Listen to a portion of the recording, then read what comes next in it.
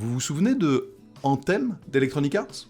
Vous savez, un méga blockbuster qui fait du jeu service et qui malheureusement s'est rapidement effondré après son lancement. Faute de renouvellement, faute en fait d'intérêt de la part des joueurs. Eh bien, il y en a un autre. Je pense que vous l'avez reconnu, il s'agit de Marvel's Avengers, qui semble connaître une destinée assez similaire.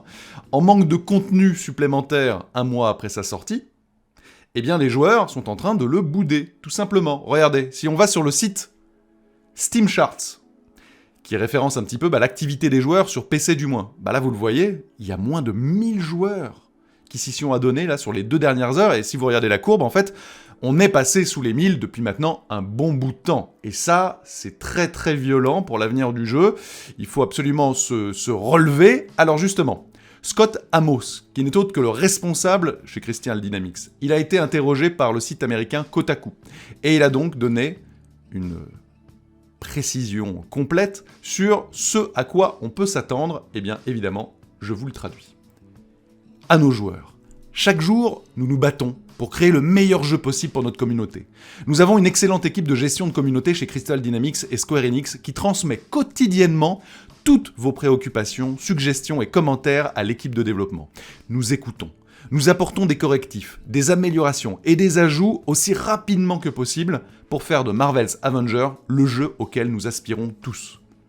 Nous avons un certain nombre de nouveaux éléments à venir dans les semaines prochaine, notamment un tout nouveau type de mission Warzone appelé Taiken Rifts, avec un nouvel avant-poste qui constitue un point de départ pour de nouvelles missions d'histoire et le laboratoire de clonage d'AIM, ce qui nécessite un groupe coordonné de haut niveau de 4 joueurs pour battre, avec de nouvelles récompenses de butin haut de gamme pour le terminer. Et dans chacune de ces mises à jour, nous effectuons des réglages et des corrections de bugs pour améliorer l'expérience globale. Ok, c'est une première chose. Alors vous allez voir, il y en a plein d'autres, mais quand même, ça rappelle un petit peu Anthem. Et Anthem, à date, il s'est toujours pas relevé. Alors, continuons un petit peu et voyons ce qu'ils veulent ajouter. De plus, nous avons annoncé l'arrivée de 2 nouveaux héros dans un proche avenir. Kate Bishop dans Opération Taking Aim, et après cela, l'opération mettant en vedette Clint Barton. Ce sont les 2 Hawkeyes que nous avons mentionnés dans la dernière War Table.